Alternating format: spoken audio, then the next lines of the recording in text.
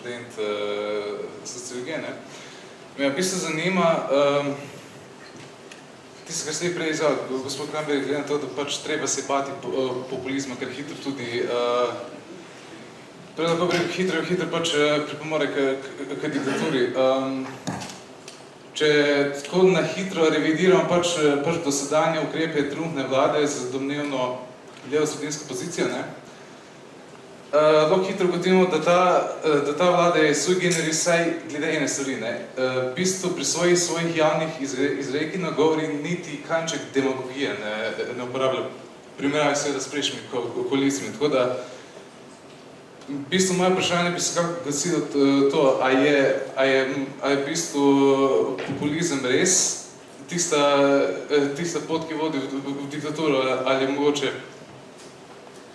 vsaj delno precenjen, če bi temu tako rekel. In da v bistvu tu je treba biti še nekakšne druge stvari pozornim, ker prej ste rekli, da je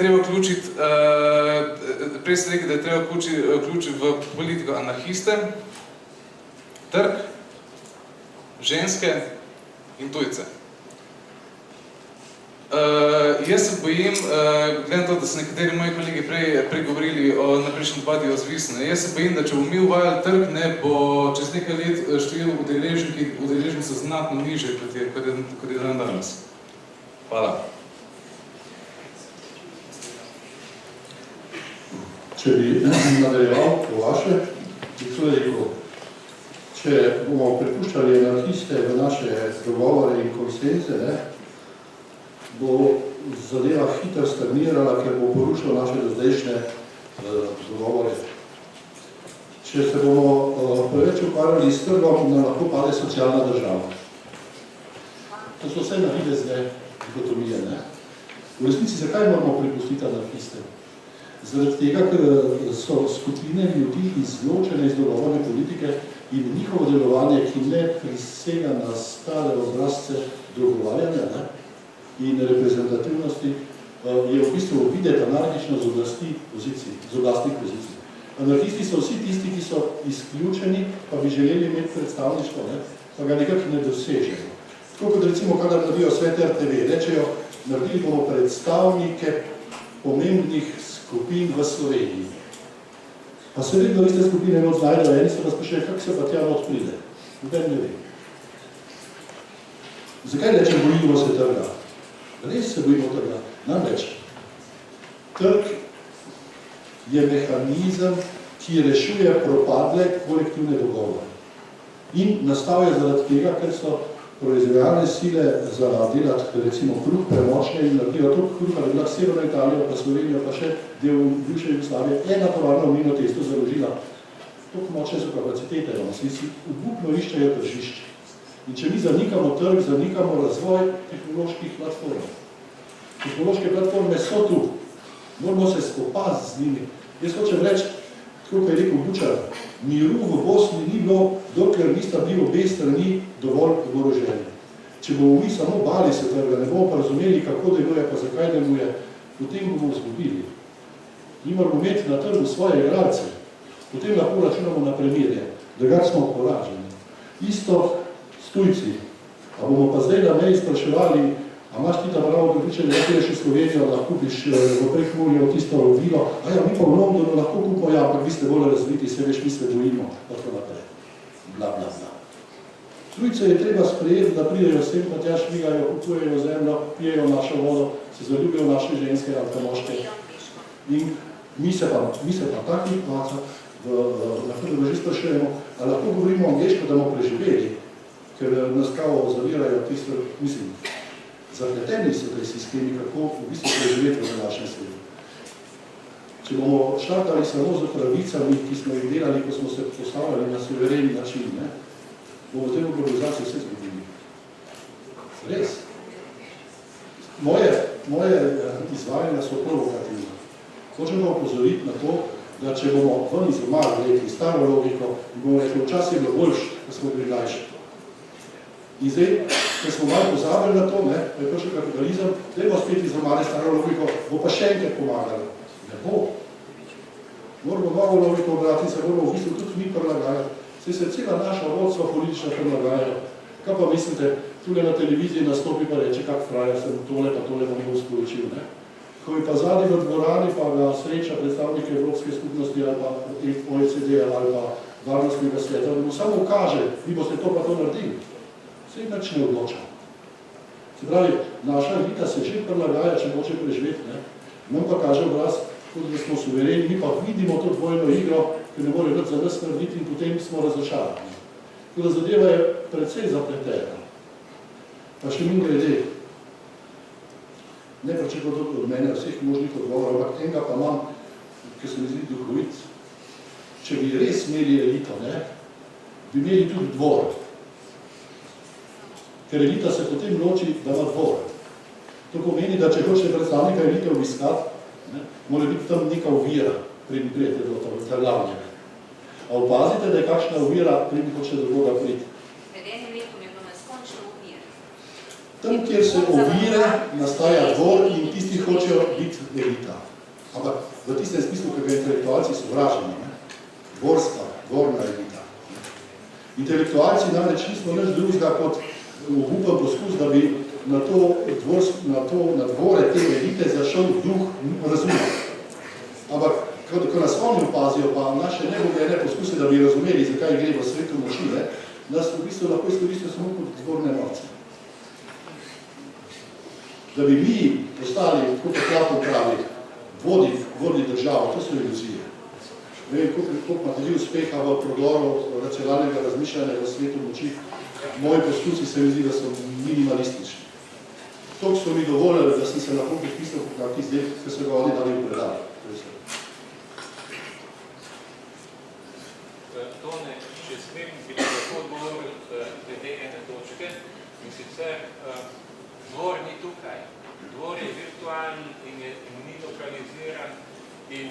In to, da dvor ni v Sloveniji, vidimo najlažje potem, kako se je naša tako imenovana elita, se pravi elita oblasti želje. Vedajo se kot lakaji, vedajo se kot bodoči ministranti, vedajo se kot bodoči rentniki. Kje pa je dvor? In s tem, da pač predpostavljajo, da sta mnogi rentnika in lakaja tukaj konvertibilni. Mislim, da sem ga prerekal. Ampak glede, bi še na eno točko tukaj opozoril, glede na dinamiko tega, kar se v Sloveniji dogaja. Zdelo se je, da se je Slovenija boljše odnesla, v obdobju tranzicije zaradi tega, ker ni takoj razprodala družbenega bogatstva. Danes se nam kaže, da bi bilo veliko bolje, če bi ga bili prodali takoj. Jaz sem takrat menil, da je Slovenija naredila dobro zaradi tega, ker je pač preprično, ne vem, zelo močno politično polarizacijo na začetku tega privatizacijskega obdobja. Ampak en pomeni kazalec, kaj se je dogajalo na vzhodu in kaj pomeni reintegracija Evropskega vzhoda v Evropo, vam pokažejo preprosto demografska gibanja.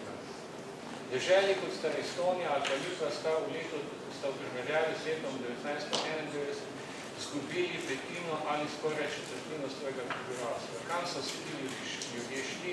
Večinoma na zahod. Prebivalstvo Ukrajine znaša 7 ali 8 milijonov manj ljudi, kot je bilo leta 1991. Če pa pogledate razmerje med Slovenijo in Makedonijo, boste pa videli, da so leta 1991, ki je imela Slovenija malenkost več prebivalcev kot Makedonija, napovedovali, da bo Makedonija kmalu Slovenijo prehitela za 100 do 200 tisoč ljudi. Danes ima Slovenija verjetno malenkost več ljudi kot Makedonija, razen če se niso najnovejši trendi odseljevanja Slovenije tako ugodili, da je Slovenija spripadla v Makedoniji. Se pravi, Slovenija je tudi tukaj v svoji tipični, umestni, netipični situaciji.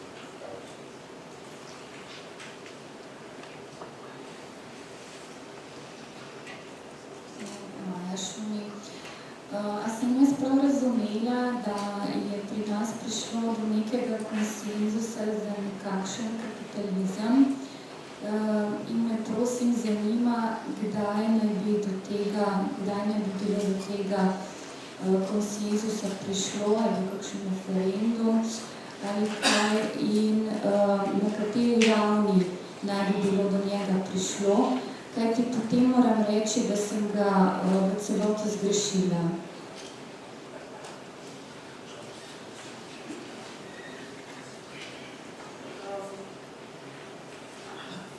Torej, jaz lahko rečem, da je prišlo do konsenza o tem, da smo kapitalistična država leta 1991, ko je bila v ustavo zapisana pravica do zasebne lastnine. In danes kdorkoli trdi, da je socialist in pa še vedno pristaja na zasebno lastnino, pač mu jaz ne verjamem, da je. Tako da to se mi zdi izvorno, no, več o tem pa, če bi kdo drug, razumem pa vaše vprašanje. Ampak jaz kot pravnica bi tako rekla, da pač verjetno smo te konsenze tudi spregledali, ker so se zgodili nekje tudi brez nas. Torej je šlo za konsens vladajoče elite. Verjetno, ja. Pa tudi, če bi bili vprašani, si moramo priznati, da verjetno ne bi razumeli vprašanja. Ne? Zaradi tega, ker ga marsikdaj na referendumih nismo. Medtem, ko bo kolegica poiskala novo vprašanje, bi jaz dodal k temu. Jaz sem na zagovoru kolega Boštjana Zalarja, ki je zdaj vrhovni sodnik, na vrhovnem sodišču dela kot strokovni sodelavec, pa bil ustavni sodnik v njegovi komisiji. Pa sem potem tako prominentno publiko vprašal, če bi lahko pojasnil, kdaj se je dogovorilo za privatizacijo nekdanjih družbenih podjetij, a vejo, da so se dogovorili, da jih ne bojo preganjali, ker to, da bi to spontano se dogaja skoraj neverjetno. In me tako malo svetlo pogleda in pravi, ja, ko je Markovič snoval tako imenovano prvo privatizacijo, da bi še Jugoslavijo rešil.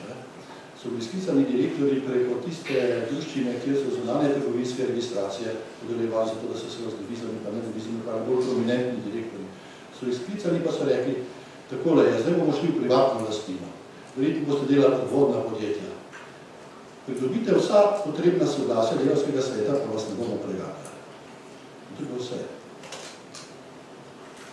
Pravi, tako približno je bilo dogovorjeno. In potem tega niso razumeli na 4 direktorji, drugi pa vsi. Une 4 so preganjali.